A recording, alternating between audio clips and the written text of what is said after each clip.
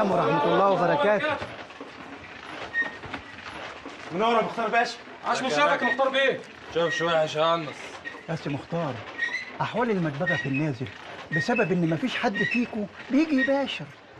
معلش يا عم باشندي، ظروفنا كانت ملخبطه شويه اليومين اللي فاتوا، بس الحمد لله ربنا فرجها. يعني هترجع تنورنا من تاني؟ ابشركم من بعيد عشان داخل على مشاغل كتيره وعمليات كبيره قوي، وعشان كده انا قررت اخلي لكم رجب.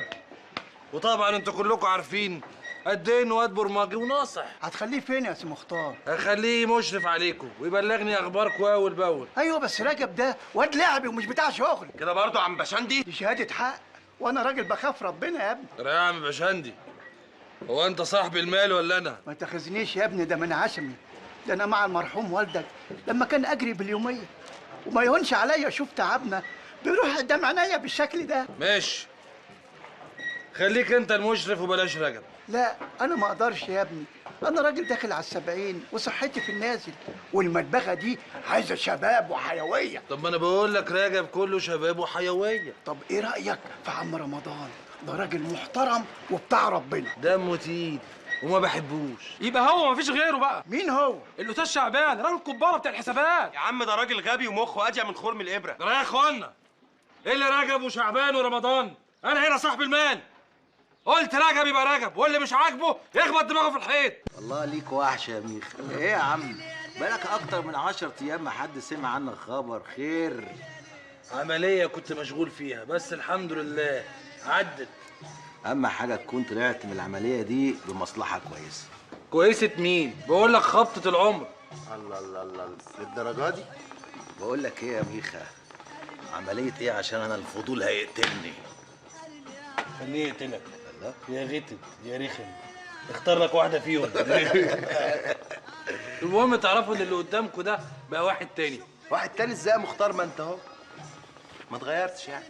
عندك كام في البنك؟ لا كده انت بتصدمني بقى ولا نكله. انا يا عم ده اللي جاي على قد اللي رايح. تبقوا مش مستوايا يا عم ما تخليش الجلاله تاخدك قوي كده، انت عيلتك حاجه، ده انت كل فلوسك رايحه على القمار والنسوان. اللي قدامكم ده بعون الله وفضله حسابي في البنك فوق ال 20 مليون جنيه. بتقول كام يا مختار؟ 20 مليون ايه؟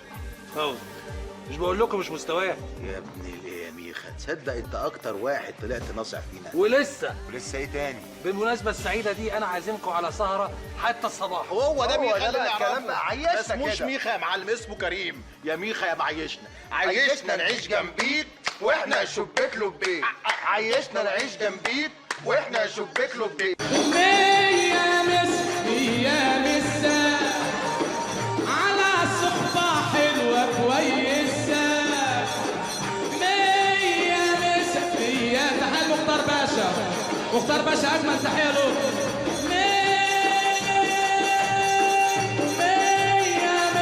مية مسا على صحبة حلوة كويسة.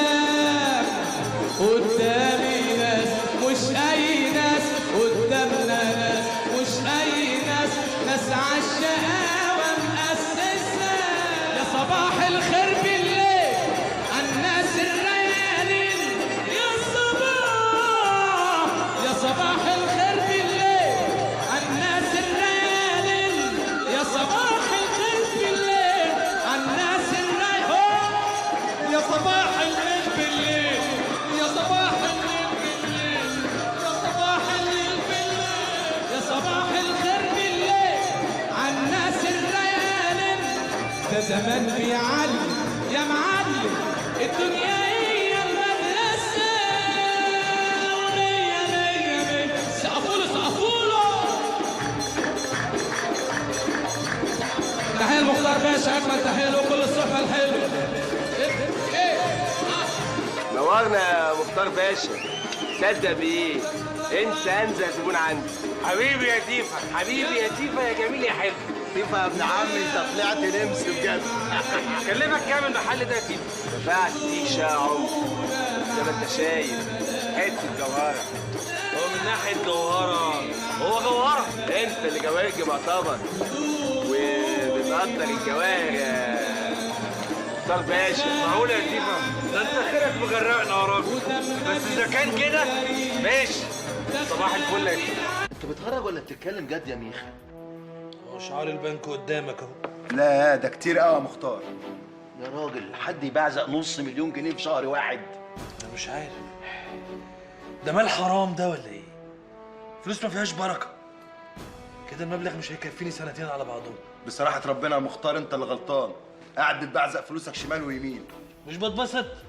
ملعون ابو القرش اللي ما يمتعش صاحبه. طب بقول لك ايه رأيك لما تنبسط وتكسب في نفس الوقت؟ بسم الله ما شاء الله، يعني فلوسك كتيرة قوي. مش فاهم، شكلكم بترسموا على حاجة في مصلحتك 1,000,000%، وكل ده عشان خاطرك يا برنس الليالي. خير. اسمع، فلوسك دي لازم تستثمرها في مشروع. يا جماعه انتوا فاهميني غلط، هو انا مش لاقي مشاريع، ده المشاريع على قفا من يشيل، انا اللي ماليش نفس. طب اوعى دي، ايه رأيك في اللي يجيب لك مشروع ويفتح نفسك؟ ده يبقى شغل برضه، وانا خلاص بطلت الشغل وتفرغت للمتعه واللعب. ما هو ده لعب بس على تقيل. هو ايه ده؟ راتاتاتا، النايت كلاب. نايت كلاب؟ النايت كلاب بتاع تيفا ابن عمي، ما انت عارفه.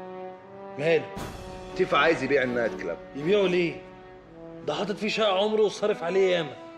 اصل عقبالك يعني ناوي يفتح فرع تاني في دبي، فمش هيعرف يباشر بقى النايت اللي هنا والنايت اللي هناك، فقال لك يبيع اللي هنا. دبي؟ ده عمك ده واد لعيب. ها قلت ايه؟ في ايه؟ في ايه؟ في انك تشتريه منه. استغفر الله العظيم يا رب، بقى. انا اشتري كباريه؟ وماله يا مختار، ما انت بتسهر فيه كل ليله. اسهر فيه انما يتقال عليا صاحبه، ده مال حرام 100%.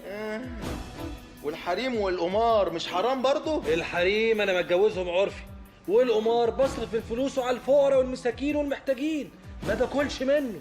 والحشيش اللي انت بتشربه مش احسن من الخمره اللي بتشربوها؟ على الاقل الحشيش ده شبهات، انما الخمره دي محرمه بنص. يا عيني اشجيني، اموت فيك يا ميخا وانت مستنشق.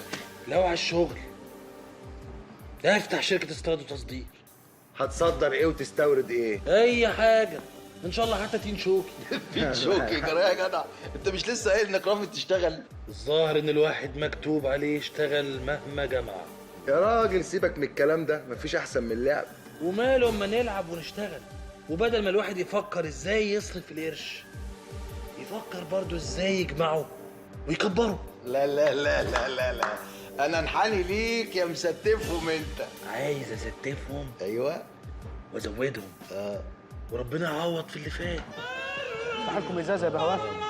مش لما نخلص الازازه اللي قدامنا؟ ما انتوا بقالكم ساعتين قاعدين شغالين الترابيزه على 2 بيره، افتح لكم 2 ساعين بدل اللي تسخنوا دول. سيدي قلت لك لا. بصوا بقى، ده المحل ده اكل عيش وانتوا شغالين المكان على الفاضي. ضرير انت يا مش عارف انت بتكلم مين؟ على فكره تيفا صاحب النايت كلاب ده يبقى ابن عمي. استاذ توفيق هو اللي قال لكم كده.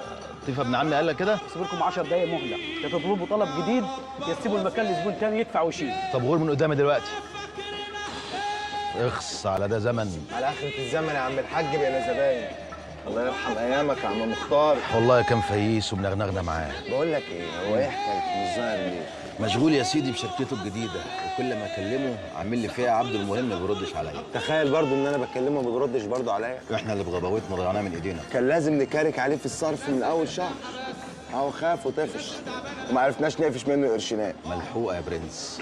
بص بقى، احنا نطب عليه شركته الجديده دي عشان نحتفل بيه ونبارك له، ده مهما كان اخونا وحبيبنا. هنعزمه على حسابنا؟ الله، انت باين عليك عبيط. عشان تعيش لازم تحل الكيس شويه. على فكره العزومه دي بقى طعم وشبكه عشان نصطادوا بيها. مش فاهم. مش بقول لك؟ طيب افهمك بعدين. عيش بس بالراحه. ها